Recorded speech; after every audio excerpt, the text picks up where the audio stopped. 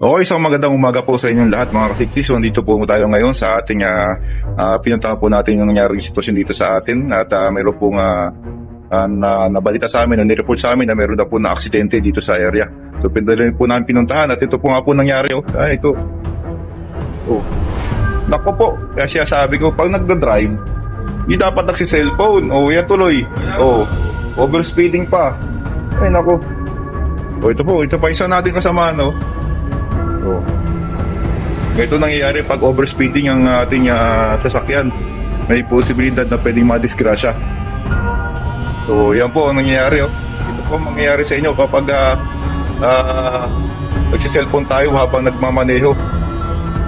Pwede kayo madisgrasya kasi out of focus kayo. Dahil na nakapokus kayo sa daan, nakapokus kayo sa cellphone nyo. So ganito po ang pwedeng mangyari. Kaya hindi pa siya naka-seatbelt. Talagang alam, tataas ka niya pag biglang preno, mabilis ang takbo, talagang tatilipat ka sa labas. So ito mga kasama, sample lang po ito. So ito po mga kasama, is model lang po natin dahil namin nagawa sa project. So ito po model.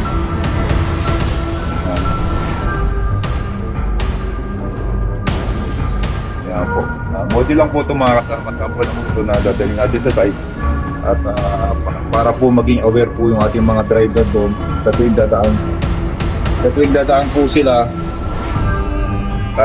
doon sa era na paglalagay nito, makikita nila para ano na rin po sila, ma-alarm, no?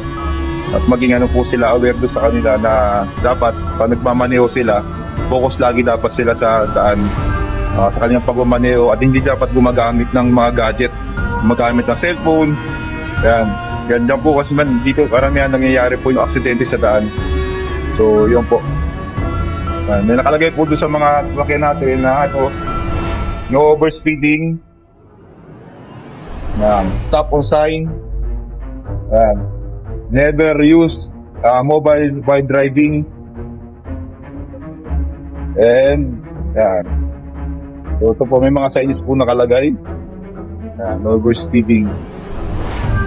Always wear your seatbelt and no back ride. So ito yung sa mga pick up po na bumatik sa sasakyan. So ito lang po yung mga natin na paalala sa mga driver po natin dito sa mga kasama natin na mga driver. So laging dobleng pag-iingat po lagi pag nagmamaneho tayo. Dahil ang isang paho natin, alam naman natin pag driver tayo, yung isang paa natin ay nasa kabilang hukay. So, nandito tayo para sa pamilya natin, nagtatrabaho tayo sa ibang bansa. Gawin lang natin ang tama yung ating trabaho. Yung pagmamaneho, gawin natin safe, focus, at maging defensive driver tayo. So, ilan po mga ka-safety. At sana po, meron tayong mga natutunan o maging maingat tayo sa ating pagmamaneho. At iwasan natin yung mga bagay na mawawalan yung ating atensyon sa daan sa pagmamaneho. Yun lang po mga ka-safety at isang magandang umaga po sa inyo lahat at sana po lagi po ay ligtas.